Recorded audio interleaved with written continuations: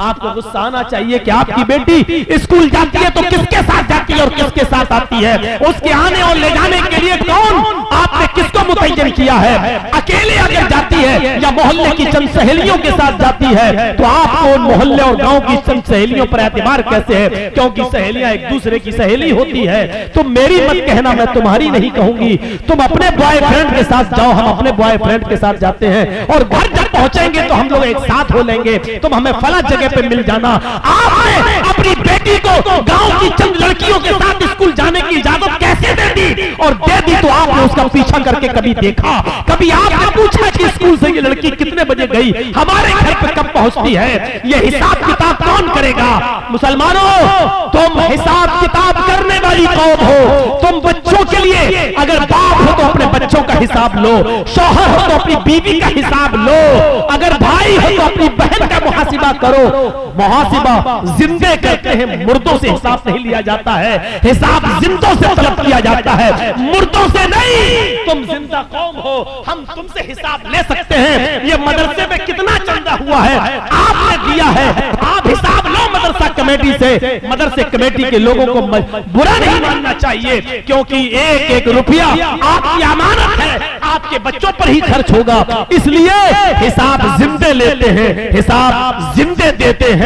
हजरत उमर जब मिंबर पे खड़े हुए और नई कमीज पहनकर खुतबा देने लगे तो एक नौजवान उठा और कहने लगा, उमर खुतबा देना बंद कर, तकरीर करना बंद कर, खुतबा नहीं देने दूंगा। हजरत उमर ने कहा क्यों, वजह क्या है? कहा पहले इस बात का हिसाब दो, ये नया कुर्ता तुम्हारे पास कहां से आया? तुम्हारी तनख्वाह बैतुल माल से इतनी नहीं है कि तुम नई कमीज सिला सको, आज नया कुर्ता तुम्हारे पास कहां से आया? हजरत उमर कहने लगे कि इसकी सफाई मेरा बेटा देगा। हजरत उमर फारूक का बेटा उठता है, सफाई पेश करता है कि बैतुल माल में जो चादरें आई थी वो सारे मुसलमानों में तकसीम होना थी, एक एक चादर सबको मिली, मेरे बाप को भी एक चादर मिली, मेरे बाप ने उसी चादर की कमीज बनवा ली है। नौजवान खड़ा होता और कहता अमीरुल मोमिनीन, एक एक चादर सबको मिली थी, मुझे भी मिली थी। मैं दर्जी के पास गया था, टेलर के पास गया था, मैंने अपना माप दिया, उस चादर में मेरी कमीज नहीं बनी। तुम तो हमसे ज्यादा लंबे हो, हमसे ज्यादा चौड़े हो, हमसे ज्यादा लंबे चौड़े हो और मोटे तंदुरुस्त भी हो, फिर तुम्हारी एक चादर में कमीज कैसे बन गई? उनके बेटे ने खड़े होकर जवाब दिया, नौजवान एक चादर मुझे भी मिली थी, सबको एक एक चादर मिली थी, मेरे बाप को भी मिली, मुझे भी मिली, सबको एक एक मिली तो उसमें मुझे भी मिली। मेरे बाप की अपनी चादर में जब कमीज नहीं बनी तो मैंने अपनी चादर भी अपने बाप को दे दी। मेरी और अपनी दोनों कमीजें मिलाकर मेरे बाप ने दोनों चादरें मिलाकर कमीज बना ली। नौजवान कहने लगा बैठ गया, अमीरुल मोमिनीन अब मुझे इत्मीनान हो गया, अब मैं सेटिस्फाई हो गया, अब आप खुतबा दीजिए। जिंदा लोग हिसाब लेते हैं और जिंदा लोग हिसाब देते हैं। न हिसाब लेने पर गुस्सा होना चाहिए, न हिसाब देने पर गुस्सा होना चाहिए। हिसाब जिंदे लेते हैं, हिसाब जिंदा देते हैं। गुस्सा जिंदों को आता है, मुर्दों को नहीं। हम नहीं कहते कि गुस्सा दबाओ, हम नहीं कहते कि गुस्से को तुम पी जाओ, हम कहते हैं गुस्सा उठाओ, गुस्सा उभारो, गुस्सा निकालो, भड़ास निकालो, लेकिन जायज जगह पर, नाजायज जगह पर नहीं। अल्लाह के नबी को भी गुस्सा आता था और गुस्सा इतना आता था कि आपकी आंखें सुर्ख हो जाती थी और ऐसा लगता था जैसे किसी ने अनार का रस, अनार का जूस किसी ने नबी अकरम की आंखों में डाल दिया हो। इतना गुस्सा आता था जनाबे मोहम्मद रसूलुल्लाह को, लेकिन नाजायज बात पर नहीं, जायज बात पर गुस्सा आता था। अपना हिसाब करो, अपने बच्चों का हिसाब करो, पूछो। आज की नौजवान नस्ल, हमारी बेटियां, हमारी लड़कियां, आप बैठे हो खामोश हो, सोचो क्या प्लानिंग हो रही है हमारी बेटियों के बारे। कभी सोचा आपने ठंडे दिन से? कभी सोचा है आपने? सोचिए मंसूबे क्या हो रहे हैं। गुस्सा आना चाहिए लेकिन जायज जगह पर, नाजायज जगह पर नहीं। एक आदमी को साथ मिला सरकार का, गवर्नमेंट का, और उस आदमी ने कुरान का मजाक उड़ाया, हमने उसको नंगा किया, एक आदमी जय श्री राम के नारे लगाकर हमें उकसाता है, हमें मुश्ताइल करता है, और हम भी उसके जोश में आ जाते हैं और हम भी उसके अपोजिट दूसरे नारे लगाते हैं। अरे यही तो वो चाह रहा था, आपने जो चाह रहा था आपने उसके मकसद को पूरा कर दिया, आपने उसके मकसद को पूरा कर दिया। आपको ऐसा नहीं करना था। नहीं, आपको मालूम है कि हिंदुस्तान में उनका कुछ नहीं होगा। एक है ना डासना का पंडित, डासना का, अरे उत्तर प्रदेश में डासना नाम की एक जगह, वहां का एक पंडित है ना, कितना भड़काता है, कितना बरगलाता है। टीवी, एनडीटीवी ने तो बाकायदा दिया कि अभी तक जेल में क्यों नहीं गया। देखिए कितना बरगलाता है, लेकिन जरूरी नहीं कि जो आदमी हमें बरगलाए हम भी वैसा ही जवाब दें, कोई जरूरी नहीं है। मेरे भाइयों, शॉर्टकट में एक जवाब दे दूं आपको, अक्लमंदी ये नहीं है। अगर कोई पागल कुत्ता मेरे पैर में काट ले, जर्जीस को अगर कोई पागल कुत्ता काट ले, तो क्या जर्जीस भी उस पागल कुत्ते को काटे? बताइए तो, क्या ये अक्लमंदी होगी? अगर कोई पागल कुत्ता काट लिया हमारे पैर में, अब जर्जीस को गुस्सा, कमीने तूने काटा, पकड़ पकड़ बोलो, हम भी काटेंगे, पकड़वाया और काट रहे उसको, तो उससे बड़े पागल तो हम होंगे। तो कुछ लोगों का दिमाग खराब हो चुका है। किस नशे में हो चुका है? उनके साथ पुलिस की ताकत है, उनके पास एसएसपी और डीएम की ताकत है, उनके पास हुकूमत की ताकत है। वो जानते हैं हम कुछ भी कह देंगे हमारा कुछ नहीं होगा। इस नशे में, हुकूमत के नशे में, पुलिस और एसपी और डीएम की ताकत के नशे ने उनको पागल कर दिया है। वो हमें बरगलाएंगे। अक्लमंदी यह है कि उनके बरगलाने में हम ना आए। हाथी का काम होता है खामोशी के साथ चलते रहना, और कुत्तों का काम होता है भौंकते रहना। अगर हाथी भौंकने वाले कुत्तों को पीछे मुड़ के देखने लगा, तो हाथी जिस मंजिल पे जाना चाहता नहीं पहुंच पाएगा। हाथी चलता रहता है, वो जानता है कि ये कुत्ते हैं, इनकी आदत भौंकने की है, भौंकते रहेंगे, थक जाएंगे, खुद ही छोड़ देंगे। इन भौंकने वाले कुत्तों को उनकी हालत में छोड़ दो।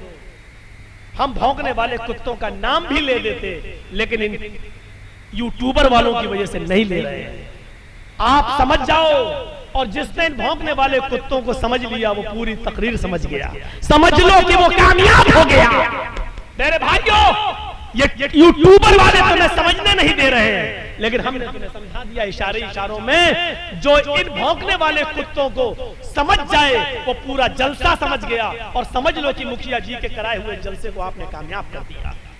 मेरा इशारा समझ जाओ, भौंकने वाले कुत्ते कौन हैं, और हाथी बनने की कोशिश करो। खामोशी के साथ चले जाओ, और भौंकने वाले कुत्तों के भौंकने का जवाब मत दो। यही तुम्हें इस्लाम ने सिखाया है। अपनी आदत बदलो, वरना काटे जाओगे और मारे जाओगे, पकड़े तुम ही जाओगे। आपको मालूम है, एक तालाब पर बह रहा था एक नदी, ऊपर पहाड़ से नदी के पानी इधर से आ रहा था, नदी बह रही थी, और जहां से पानी बह रहा था वहां शेर पानी पी रहा था, और दूसरी तरफ बकरी पानी पी रही थी। मैं तुम्हारे हालात बतला रहा हूं, सुनो, इशारों में बतला रहा हूं, समझ लो। उधर पानी शेर पी रहा है, इधर पानी बकरी पी रही है। पानी शेर की तरफ से बहता हुआ आ रहा है, और बकरी। मोबाइल अपना बंद करो, मुझे मालूम है आजकल भंगी और चमारों के पास भी मोबाइल होते हैं। बंद करो यार, टूटू हो रही है। रात के 2:22 पर किसका फोन आ रहा होगा, सोचो तो दिमाग लगाओ बेटा। जिस स्कूल में तुम पढ़ते हो, मैं उसका हेडमास्टर रह चुका हूं, ये सब मत बताओ। यहां से सुनिए, जहां से शेर पानी पी रहा है, इधर बकरी पानी पी रही है। तो शेर ने, दोनों ने एक साथ मुंह लगाया। शेर को तो बहाना चाहिए था। शेर ने कहा, बकरी तूने मेरे पानी को झूठा क्यों किया? अब देखो उल्टा बोल रहा है, जबकि पानी शेर झूठा कर रहा है, और पानी शेर की तरफ से बहता हुआ बकरी के पास आ रहा है। शेर का झूठा पानी बकरी पी रही है, लेकिन शेर ने बकरी से क्या कहा, तूने मेरा पानी झूठा क्यों किया? बकरी कहने लगी, जंगल के राजा, मैंने कहा झूठा किया है? पानी तो आपकी तरफ से बहता हुआ आ रहा था, आपका झूठा पानी मेरी तरफ आ रहा था, मैंने तो आपका झूठा पानी पिया। बकरी का ये जवाब सुना शेर ने तो कहा अच्छा मुंह भी चला रही है, मुझसे बहस भी कर रही है। आया और मारा पंजा और फाड़ दिया बकरी को और खा गया। ये सूरत हाल है तुम्हारी और हमारी। अगर हम जायज बात भी करेंगे तो पकड़ी जाएगी और वो नाजायज बात भी करेंगे तो नहीं, क्योंकि पावर है, नशा है। नशा उतरता अच्छे अच्छों का उतरा तो तुम्हारा क्या है? फिरौन का उतरा, कारून का उतरा, नमरूद का उतरा, हिटलर का उतरा, तुम्हारा भी उतरेगा। जाओगे कहां? नशा उतरना है, आज नहीं तो कल। और राहत इंदौरी ने कभी कहा था जो आज साहिबे मसनद हैं कल नहीं होंगे, जो आज साहिबे मसनद हैं कल नहीं होंगे। किराएदार हैं, जाती मकान थोड़ी है। यूपी में हवा बदल रही है, हालात किस तरफ जा रहे हैं हमें मालूम है, बस जरूरत है अक्लमंदी से काम लेने की। बिहार वालों ने थोड़ी सी गलती कर दी, आज बीजेपी और जनता दल यू की गवर्नमेंट बन गई। वो गलती कहां है उस तरफ हम इशारा नहीं करना चाहते। बंगाल वालों ने उस गलती को नहीं दोहराया तो आज पैर उछल गए। इसी फर्क को अगर यूपी के मुसलमान समझ लिए तो इंशाअल्लाह उधर की फिजा भी बदल जाएगी। मेरे भाइयों, जरूरत है अक्ल और शऊर से काम लेने की। ये नहीं देखना है हमारा कौन तुम्हारा कौन, ये देखना है कि हमारा कम नुकसान किसमें है और ज्यादा नुकसान किसमें है। इस चीज की जरूरत है आज। आपको मालूम है, अपने अंजाम से बाखबर रहिए। एक मिसाल और देता हूं, बड़ी अच्छी मिसाल है। एक शेर, सुनिएगा मिसाल। ए भैया बैठ जाओ, ए चाय वाले बैठ जाओ, बहुत बिक चुकी है तेरी चाय। बड़ी अच्छी मिसाल है, जरा देखिए। एक जंगल के अंदर शेर भी शिकार के लिए निकला, भेड़िया भी शिकार के लिए निकला और लोमड़ी भी शिकार के लिए निकली। शेर, भेड़िया और लोमड़ी तीनों ने शिकार किया और तीनों ने एक एक शिकार कर लिया। शेर ने हिरन मार दिया, भेड़िए ने बकरी का शिकार किया और लोमड़ी ने खरगोश का शिकार किया। शेर ने कहा भेड़िए से, तुम तकसीम कर दो, बंटवारा कर दो, कौन किसका हिस्सा है, कौन क्या खाएगा। देख रहे हैं, शेर तो राजा होता है, मतलब पावर में। शेर का मतलब आप दिमाग कहीं और ले जाइए, मैं नाम नहीं लूंगा इन कमीनों की वजह से। कितना मजबूर कर दिया है आपने, सोचा आपने, अंदाजा लगाया कितना मजबूर कर दिया आपने मुझे। तो सुनो, शेर जब मैं बोलूं तो कुछ और सोचना, मैं नाम नहीं लूंगा। तो शेर ने हिरन मारा, भेड़िए ने बकरी का शिकार किया और लोमड़ी ने खरगोश का। शेर ने कहा, मतलब पावरफुल, भेड़िए से कहा इंसाफ कर दो, फैसला कर दो, कौन क्या खाएगा। भेड़िए ने कहा बहुत आसान है। कहा क्या? कहा हिरन आप खा लीजिए, बकरी मैं ले लेता हूं, लोमड़ी खरगोश ले लेगी। शेर को गुस्सा आया, शेर को गुस्सा आया और उस गुस्से में मारा पंजा, भेड़िए के सर अलग कान अलग, टुकड़े टुकड़े हो गए, उसको खत्म कर दिया। लोमड़ी से कहा, बहन जी तुम इंसाफ करो। लोमड़ी ने देख लिया, भांप लिया। लोमड़ी ने कहा बहुत आसान है। कहा क्या? कहा 3 शिकार हैं, हिरन, बकरी और खरगोश। हिरन आप सुबह खा लीजिए, बकरी आप शाम को खा लीजिए और मुंह का जायका बदलने के लिए खरगोश को आप दोपहर में खा लीजिए।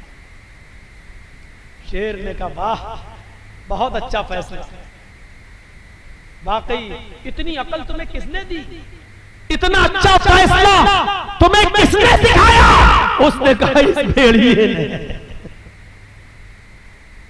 इस भेड़िए के अंजाम ने। इतनी जबरदस्त मिसाल देने के बाद भी हमारी अकल नहीं खुल रही है।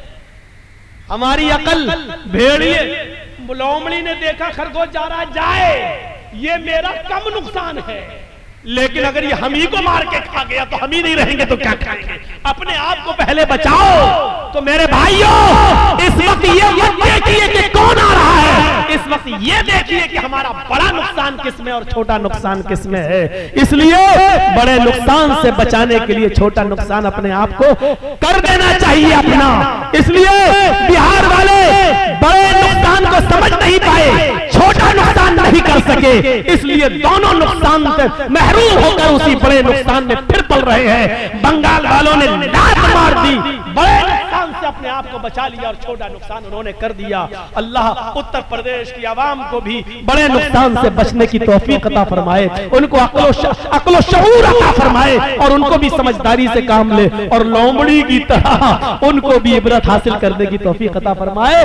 वरना हाल वही होगा जो भेड़िए का हुआ, क्योंकि पावर पर इंसाफ तो यही था। शेर ने हिरन मारी, शेर हिरन खा ले, भेड़िए ने बकरी मारी, भेड़िया बकरी खा ले, लोमड़ी ने खरगोश मारा, लोमड़ी खरगोश खा ले। भेड़िए ने फैसला सही किया, लेकिन इसके बावजूद भी उसको हाथ जान से हाथ धोना पड़ा। अच्छा, नौरा पंजाब बेचारा गया, लोमड़ी से कहा तुम इंसाफ करो।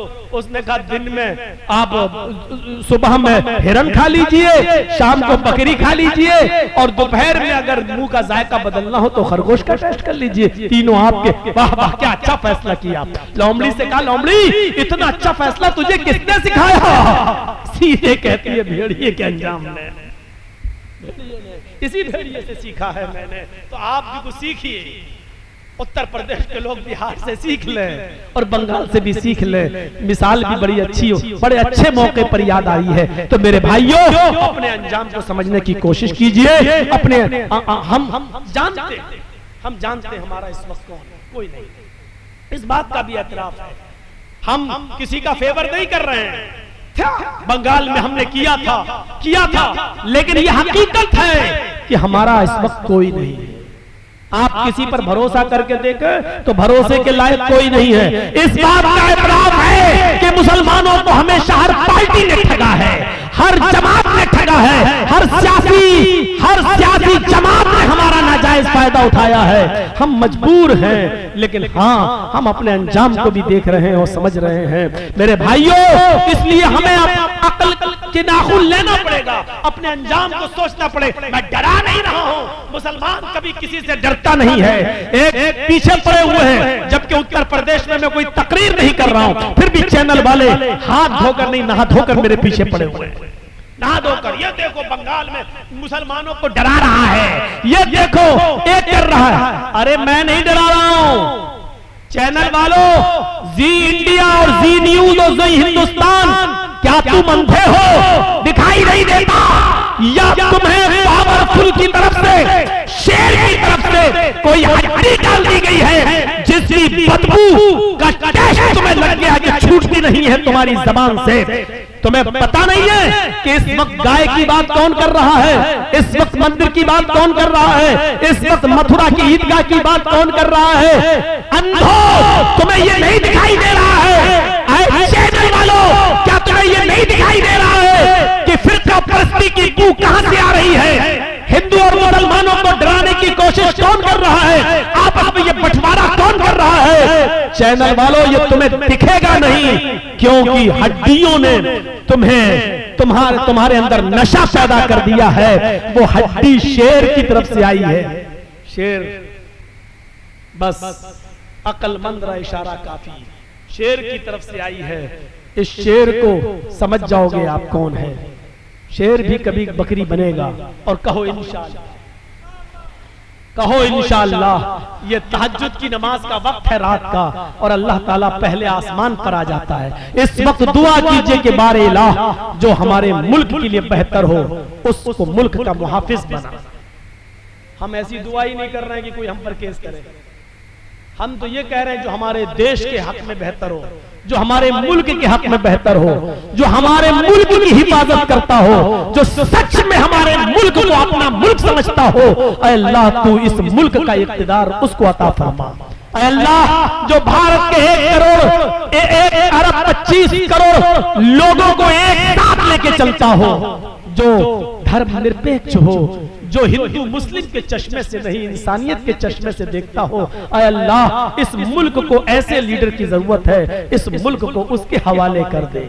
आमालुकुम मालुकुम, जैसे तुम्हारे आमाल होंगे वैसे तुम्हारे ऊपर हुक्मरान मुसल्लत होंगे। हमारे आमाल अच्छे होंगे तो अच्छे हुक्मरान, हमारे आमाल बुरे होंगे तो हमारे ऊपर बुरे हुक्मरान मुसल्लत होंगे। अल्लाह रब्बुल आलमीन से दुआ है कि बारे इलाह तू हमें हमारे आमाल की इस्लाह करने की तौफीक अता फरमा और फिर तू हमारे ऊपर अच्छे हुक्मरानों को मुसल्लत फरमा दे। बारे इलाह हम तुझसे दुआ करते हैं कि इस मुल्क में अमन पैदा फरमा दे, सुकून पैदा फरमा दे, शांति पैदा फरमा दे। ऐ अल्लाह जिस तरह एक बाग के अंदर आम, सेब, पपीता, अमरूद, अंगूर, अनार सब होता है और किसी फल को किसी फल से दुश्मनी नहीं होती है, उसी तरह इस मुल्क में हिंदू, मुसलमान, सिख, ईसाई सब लोग रहते हैं। अल्लाह हम सबको आपस में भाई भाई बना दे, एक दूसरे का हमदर्द बना दे, एक दूसरे का गमख्वार बना दे, एक दूसरे के लिए अपनी कुर्बानी देने वाला बना दे।